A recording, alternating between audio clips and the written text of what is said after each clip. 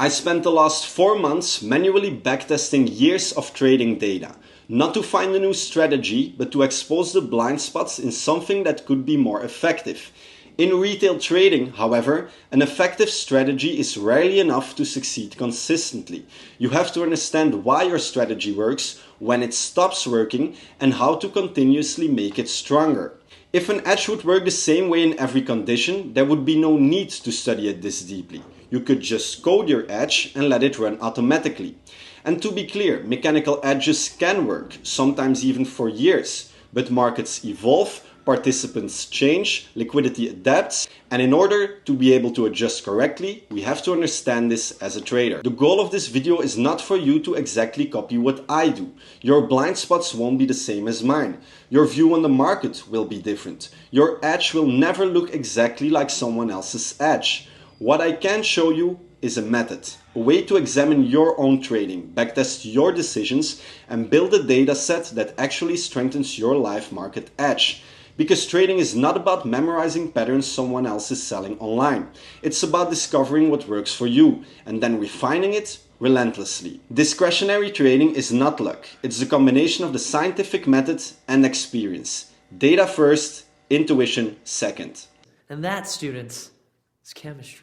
Now the first stage of the process that I'm going to show you is actually mechanical. Because before discretion can add to your trading, you need to understand your behavior in numbers. Where do you perform best? Where are you consistently giving money back? Which of your decisions create edge and which ones slowly destroy it? The goal is not to turn into a robot, but to build enough evidence so that your discretion becomes informed instead of random. So here's how I approached it. First, I started by asking myself a simple but uncomfortable question. Which parts of my trading actually make me money? And which parts silently take it away? And once I framed it like that, I had to break my trading down into measurable decisions. Which of my entry patterns actually perform best? Once I'm in a trade, which management approach gives me the highest return? Do I take fixed targets or do I hold for liquidity? And if I hold, which target actually gets hit the most often? These are the type of questions that move the needle. Then I built a structured system in Notion to answer those questions. I separated my Notion into different databases. Every trade becomes a data point. Every variable, entry, time, target, management, etc. is tracked. So once I have a sufficient amount of input, I can go filter and analyze. Patterns become clear, not just in win rates, but in how different conditions shape my outcomes. Then comes the second layer, manual review. I go and really sit with the charts to compare winners, losers and break-evens. The goal here is to look for the things you cannot easily quantify, like momentum, order flow, context. This is where data meets intuition. This is where backtesting stops being a checkbox and starts being a real tool to sharpen your live market edge. That is where something clicked for me. Systems work when you learn how to decide when not to trade them. Conditions are so important. Now the way you backtest depends entirely on the question you're asking. For example, if I want to understand how price behaves around specific red folder news days, I will zoom out to the higher time frames and look if there are similarities in trend. If I'm testing execution, I will zoom into the time frame of entry, find trades, execute them properly, and track everything as if it were a real trading day.